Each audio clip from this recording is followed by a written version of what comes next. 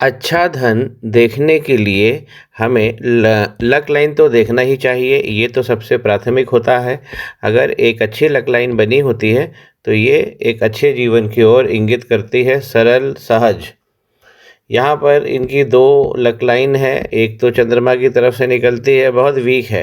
अब 37 इनकी एज आ रही है और अगर हम यहाँ देखते हैं बहुत वीक लाइन जा रही है और राहु की रेखाओं से यहाँ पे ग्रहण भी लग रहा है इनके भाग्य पर।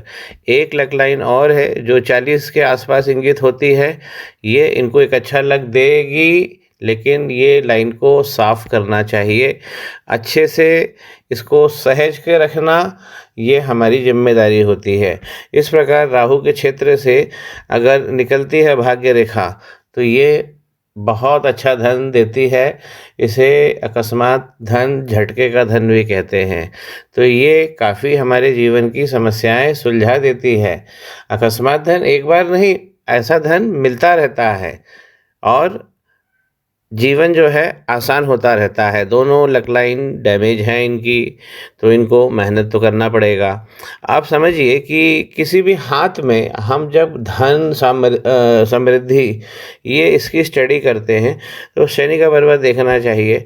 उस पर अगर खड़ी रेखाएं हैं, यहाँ पर तो काली वक्री रेखा दौड़ गई है और ये तो 3rd स्टेज वाली रेखा है। अगर वक्री रेखा काली पड़ जाए इस प्रकार, तो ये बहुत ज़्यादा कष्ट देती है। धन के लिए और क्या देखना चाहिए, इस प्रकार की यहाँ से ग्रोथ लाइन होती है, तो ये रेखा भी यहाँ तक जो हमारी लाइफ लाइन है, इसी में से प्रोजेक्शन निकलता है ऊपर की तरफ। अब यहाँ पर इनकी ग्रोथ लाइन तो दिख रही है, लेकिन मंगल की तरफ से आने वाली लाइनों ने काट दिया है। इस प्रकार मंगल के क्षेत्र से, ये मंगल का क्षेत्र है, अगर यहाँ से ये इस प्रकार की लाइन बाहर की तरफ जाती है, तो ये नकारात्मक लाइन होती है। मंगल पर्वत पे किस प्रकार की लाइन होना चाहिए, इस प्रकार की लाइन बस। ये लाइन जब बढ़कर आगे बढ़ जाती है और हमारी लाइफ लाइन को काट देती है, तो ये बहुत सारी दिक्कत देती है। अब आगे बढ़कर ग्रोथ लाइन को भी काट दिया है, तो इसीलिए हम बड़ी सफलता या बड़ा धन इस हाथ में इंगित होते हुए नहीं देख सकते। यहाँ पर ग्रोथ लाइन की पोजीशन ठीक नहीं है। धन के लिए और क्या देखना चाहिए, मंगल का पर्वत ये हमें नई योजनाओं से धन देता है, स्पर्धाओं में जिताता है। यहाँ पर क्रॉस लगा हुआ है, तो इनको मंगल की रेमेडी तो विशेष करना चाहिए। मंगल का पर्वत यहाँ से उठ गया है और यहाँ से दब गया है, तो ये भी इन्हें बैलेंसिंग करना है रेमेडी के द्वारा। और क्या देखा जाता है धन के लिए, मंगल के पर्वत और ये शुक्र का पर्वत, इसके बीचों बीच में यहाँ पर एक लाइन होती है, इसे हम कंफर्ट लाइन कहते हैं। ये जितनी स्मूथ बनेगी, उतना जीवन सरल बना रहेगा और समृद्धि भी बनी रहेगी। ये कंफर्ट को शो करती है। लाइन तो है, अगर हम इसको फोकस करेंगे तो यहाँ पर हमें डबल लाइन दिखेगी। और इस प्रकार की डबल लाइन जो होती है, ये सुविधा की जगह दुविधाएं देती है। लाइन इनकी ठीक है, लेकिन इस लाइन को एकदम आगे तक नहीं आना चाहिए, हमारी लाइफ लाइन तक। लाइन अच्छी बनी हुई है, तो एक औसत दर्जे का धन इनको लगातार मिलता रहेगा। यही इनका शुक्र का पर्वत भी बता रहा है। विशाल पर्वत है, सुंदर पत्नी भी और समृद्धि भी, ये सब इनके शुक्र का पर्वत देगा। जब भी हमारी ग्रोथ लाइन यहाँ कट रही है, गुरु का, बृहस्पति का पर्वत जख्मी हो रहा है, तो हमें शुक्र पर्वत को मजबूत करना चाहिए। और दूसरा मणिबंध जो है वो देखना चाहिए धन के लिए। यहाँ देखिए, अब इनका मणिबंध बना तो है, लेकिन यहाँ पर आइलैंड बन गए हैं बड़े, तो ये दिक्कत है, आगे फिर कंटिन्यू नहीं होता है। मैरिज की लाइन ठीक बन रही है यहाँ पर। और देखिए, पहला मणिबंध जब भी इस प्रकार डबल डबल होके चलेगा, तो ये प्रॉब्लम व्यक्तित्व की देगा ही देगा। हमें अपने जिस प्रकार व्यक्तित्व से हमें विकास की उम्मीद होती है, उस पर हम खुद ही अपने पैमाने पे खरा नहीं उतरेंगे। यहाँ पर अगर शनि वक्री हो गए हैं और यहाँ पर लाइनों ने काट दिया है इनकी, जो मैंने भाग्य रेखा बनाई थी, यहाँ पर अगर राहु की रेखाओं ने काट दिया है, तब हमें केतु का पर्वत भी देख लेना चाहिए कि कहीं केतु तो नहीं खराब हो रहे हैं।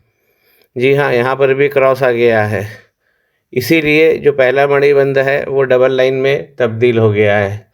जब इस प्रकार केतु पे क्रॉस आता है तो ये बहुत ज़्यादा डेंजरस होता है, ये न्यूरोलॉजिकल प्रॉब्लम्स भी देता है। ये जो इतना क्षेत्र देखते हैं आप यहाँ पर, शनि भगवान, राहु और केतु भगवान, ये इसे हम वायु पट्टी कहते हैं, ये वायु तत्व को रिप्रेजेंट करती है। तो सांस से, वायु तत्व से रिलेटेड अगर केतु पे क्रॉस आता है तो ये सब प्रॉब्लम आती है। और क्या देखा जाता है? अच्छे धन समृद्धि ऐश्वर्य अच्छे जीवन के लिए मनी का ट्रायंगल। अब मनी का ट्रायंगल यहाँ बना तो है, इस प्रकार इनकी लक लाइन बनी थी, लेकिन बहुत ज़्यादा वीक है, बहुत ज़्यादा टूट टूट के चल रही है। आप खुद ही देखिए यहाँ पर। और यहाँ पे बिजनेस के बारे में इन्होंने पूछा है तो बिजनेस लाइन है। अब लेकिन बिजनेस लाइन इस प्रकार बनेगी तो ये संघर्ष देगी ही देगी, क्योंकि ये इम्प्रेशंस बन गए हैं लाइन के, लाइन ऐसी दिख नहीं रही है सीधी। तो इनका जो मनी का ट्रायंगल, अगर हम बिजनेस लाइन के ऊपर इस प्रकार का अगर हम ट्रायंगल हमें आकृति में नज़र आ रहा है तो इसे ही हम मनी का ट्रायंगल कहते हैं। लेकिन जब इसी ट्रायंगल के अंदर राहु की कुछ रेखाएं जब घुस जाती हैं तो ये मनी का ट्रायंगल गड़बड़ हो जाता है। मैं बना के बताता हूँ। इस प्रकार ये मनी का ट्रायंगल है और यहाँ पर राहु की रेखाओं ने प्रवेश करा है, तो ये ट्रायंगल जो है गड़बड़ हो गया है, ये पावर नहीं देगा। बड़ी सफलता, बड़ा पैसा और हमारा धन भी जो रहता है कहीं ना कहीं फंस जाता है। अब इसका और भी कारण है इनका। अब इनके हाथ में जो सबसे बड़ी जो दुविधा मुझे नज़र आ रही है, जो इन्हें तुरंत ठीक करना चाहिए, वो है इनकी माइंड लाइन ऊंची नीची चल रही है। माइंड लाइन का रसायन समझिए। जब माइंड लाइन और लाइफ लाइन जब ये सुंदर बनी होती है तो हमें जीवन सरल मिलता है। ऐसे लोग बड़ा आलीशान मकान भी बनाते हैं अपना, अगर ये दोनों लाइनें अच्छी बनी हुई हैं। और जब इन्हीं लाइनों में प्रॉब्लम होता है तो हमें जीवन में और भी क्षेत्रों में प्रॉब्लम्स मिलती है। अगर लाइफ लाइन को देखते हैं तो करीब करीब 40 तक यहाँ तक ये लाइन डिस्टर्ब आती है। बचपन भी संघर्ष में गुजरा है, इसके बाद जीवन मक्खन दिख रहा है। और यहाँ पर अगर हम देखें माइंड लाइन पर, माइंड लाइन का एक रसायन को समझिए। मैं 2 प्रॉपर्टी बताऊंगा आपको, तो माइंड लाइन का आपको जो प्रॉपर्टी है वो समझ में आ जाएगी। सबसे पहले तो ये माइंड लाइन इस क्षेत्र से जब निकलेगी तो ये तो राहु भगवान का क्षेत्र है। अब इस क्षेत्र में यदि ऊंची नीची चल रही है तो पहली प्रॉब्लम तो राहु भगवान की हो गई, उनकी रेमेडी करो।